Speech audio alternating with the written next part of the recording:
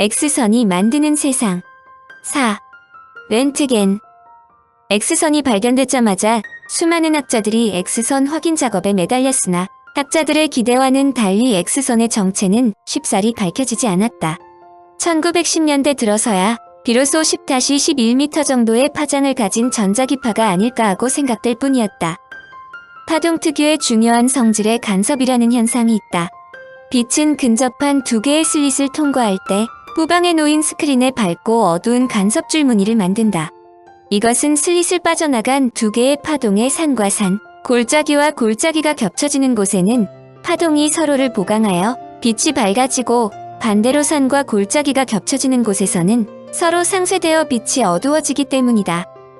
간섭이 생기기 위해서는 슬릿의 간격과 파동의 파장이 거의 같은 정도의 크기여야 한다.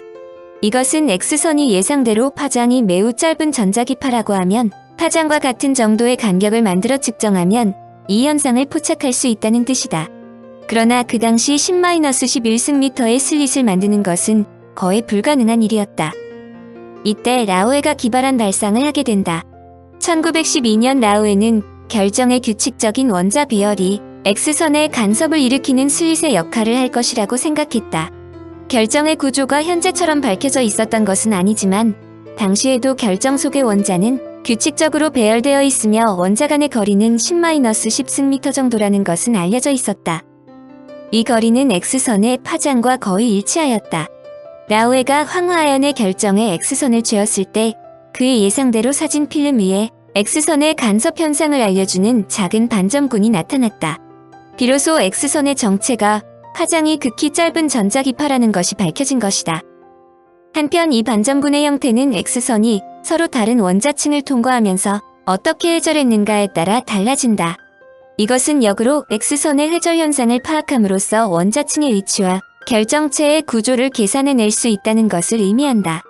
즉 X선 회절은 원자의 기본 구조를 밝혀주었을 뿐만 아니라 X선 파장을 측정하는 수단도 제공한다. 이것을 X선 결정구조 해석이라고 하며 라우에는 이 연구로 1914년에 노벨 물리학상을 받았다. 회절과 굴절은 다르다. 기본적으로 회절은 빛이 직선으로 이동한다는 규칙과 반대로 직선 전달 너머 소규모 빛의 확산과 관련된다. 전파가 지구 곳곳을 이동하는 가장 큰 이유는 전리층 때문이지만 어느 정도는 회절 때문이기도 하다. 빛의 파동 성질도 회절 효과의 관찰로 입증된 것이다. 이제 X선에 대한 보다 심층적인 연구가 시도되었다. 라우에가 개척한 이 분야를 더욱 발전시킨 사람은 영국의 헨리 브래그와 그의 아들 로렌스 브래그였다. 브래그 부자는 결정 내 원자의 위치를 알아내는 방법을 실제 측정에 이용하여 나트륨과 염소이온으로 된 결정격자의 구조는 염소이온이 6개의 나트륨이온과 등거리에 있는 것을 발견했다. 브래그 부자는 1915년에 공동으로 노벨 물리학상을 받았는데 아들 로렌스 브래그는 그 당시 25세의 젊은 나이였다.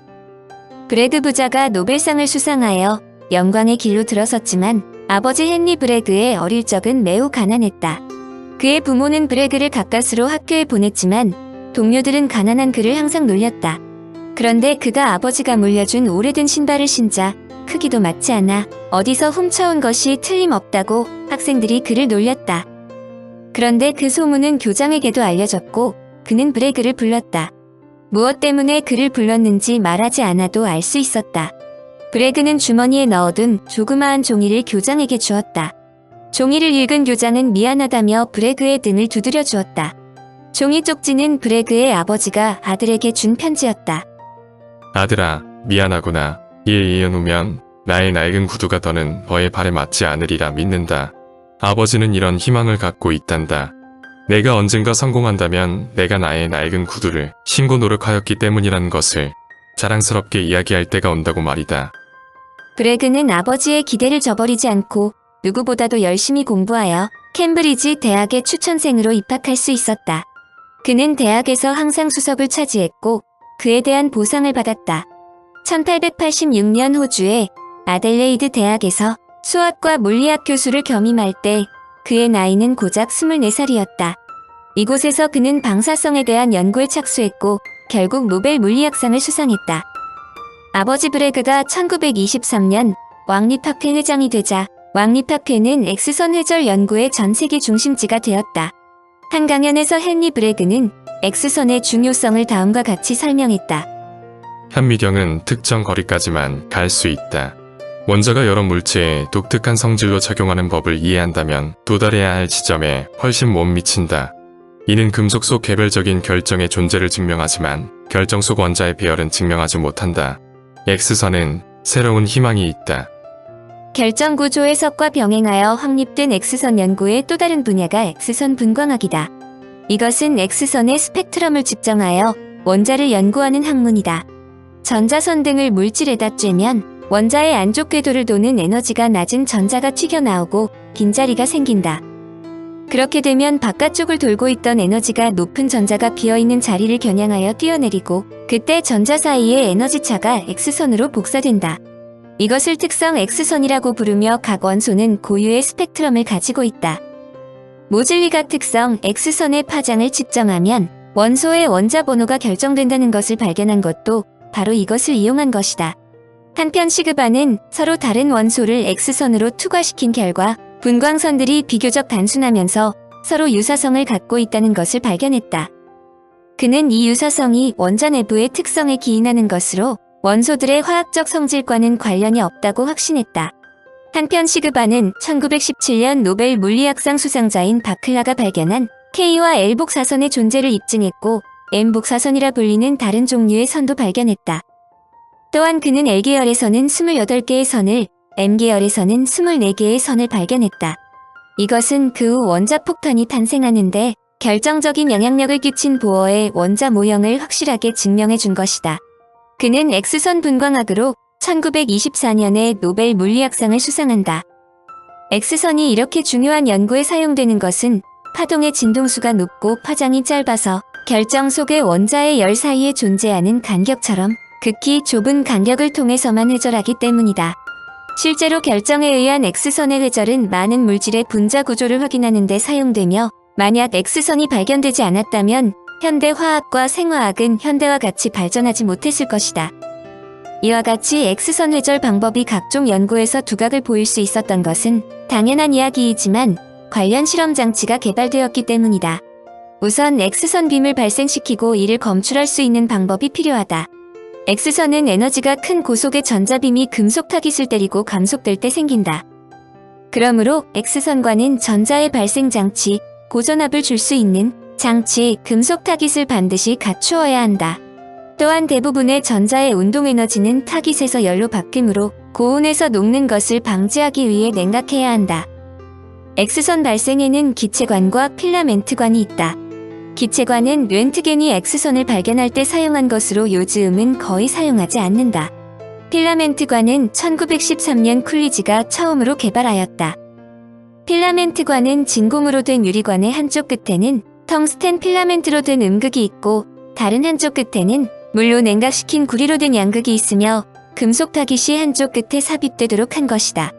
필라멘트를 가열하여 전자를 방출시키면 X선은 타깃, 즉 초점에서 모든 방향으로 방출되며 이를 자동 변압기로 조절하는 것이다. X선을 검출할 수 있는 방법으로는 사진 필름, 형광 스크린, 계수기의 세 가지 유형이 있다. 이 중에서 사진 필름은 영구적인 기록을 얻을 수 있고 검토하기 쉬우며 크기가 작아서 저장하기 쉽고 가격도 저렴하지만 다른 기록 장치보다 상대적으로 정확성이 떨어지고 X선 강도 측정에서 감도가 낮으며 X선 강도를 필름에서 절대적인 눈금으로 측정할 수 없는 단점이 있다. 그러나 최근에는 매우 빠른 방법으로 현상하는 방법이 고안되어 많이 사용된다. 형광 스크린법은 마분지 위에 소량의 니켈을 함유한 황화아연의 얇은 층으로 만들어 X선의 작용으로 가시광선 영역에서 노란색의 형광을 나타내도록 하는 것이다. 그러나 대개의 회절빔이 너무 약해서 이런 방법으로 검출할 수 없는 단점이 있다. 그러므로 형광 스크린은 X선 회절 장치와 같은 기계를 조정할 때 1차 빔을 알아내는 데 사용한다. 마지막으로 계수기는 X선을 펄스 전류로 바꾸는 장치로 비례 계수기, GM 계수기, 섬광 계수기가 사용된다.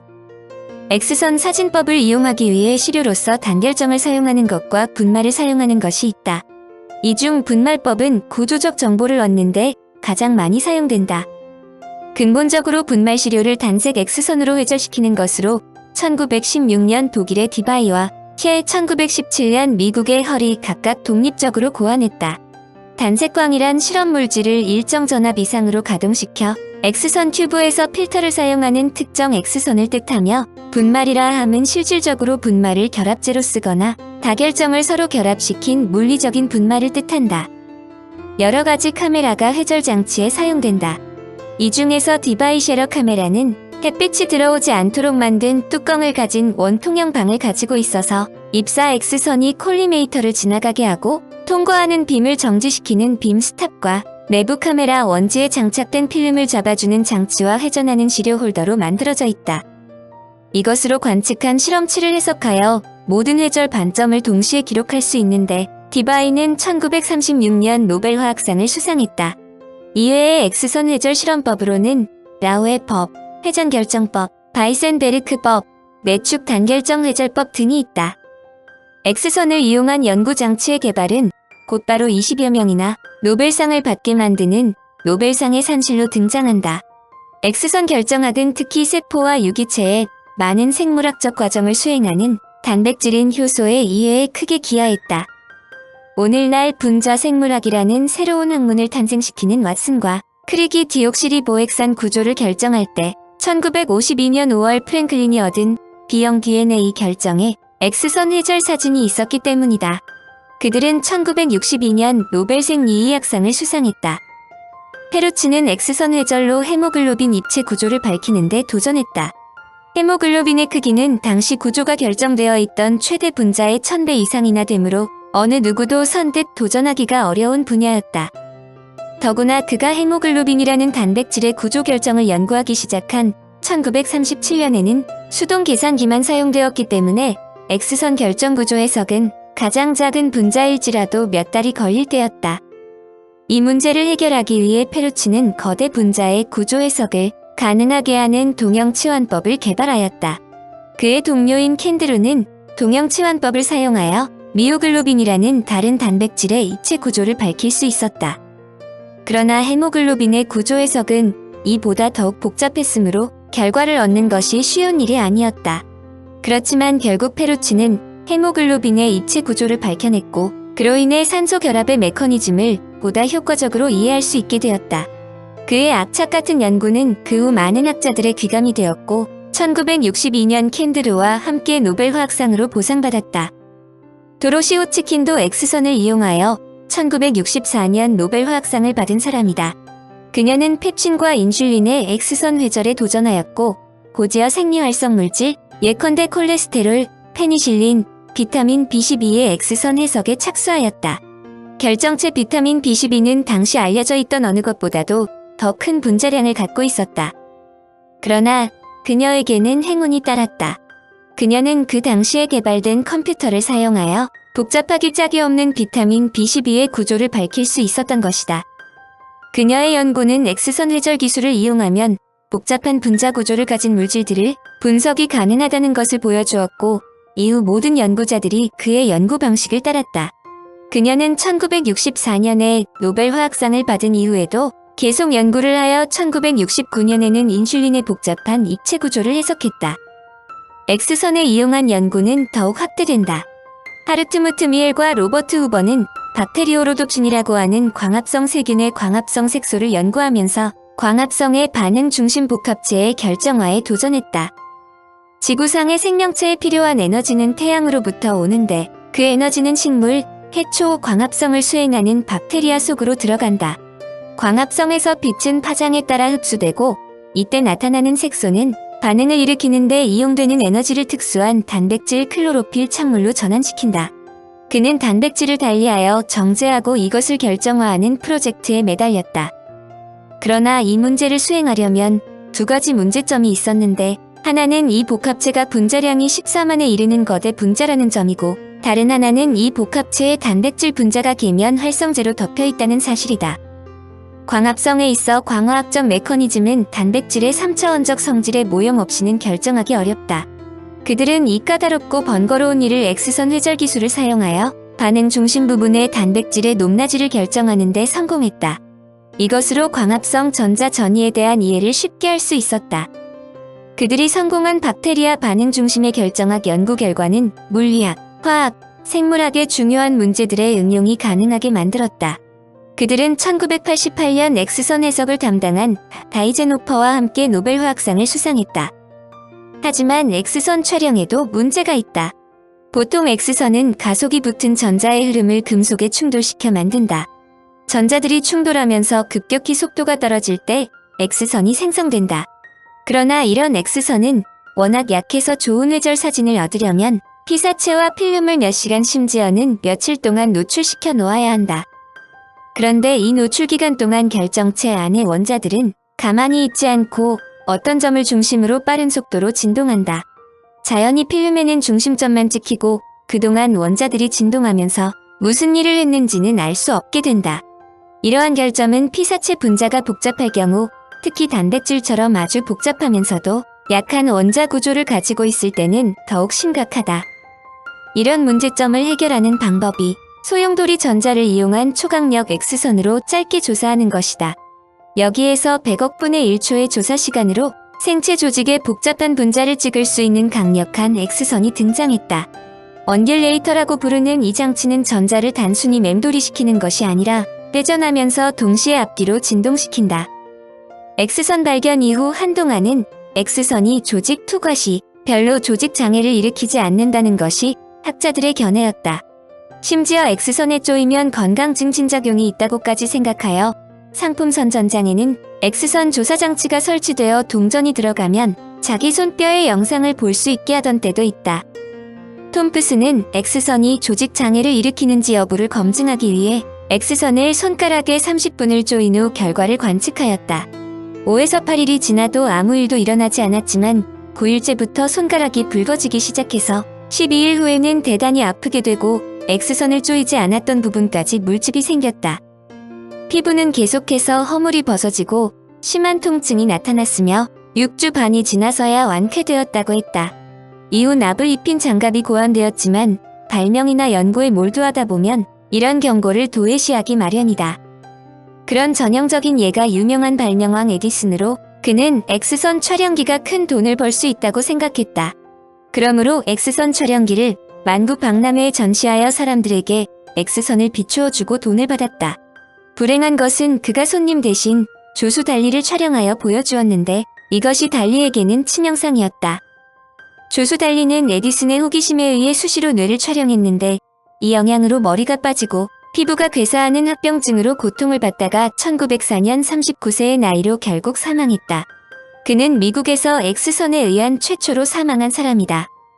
이후 지속적인 X선에 노출되었을 때 많은 사람들이 피부 화상과 시력이 약화되는 상처를 받았다. 이제 X선 노출되는 것은 꼭 필요한 진료용이 아니면 건강에 좋지 않다는 것은 당연한 상식에 속한다. 또한 진료를 위한 X선 촬영도 연간 1에서 3회 정도가 적당한 것으로 추천되고 있다.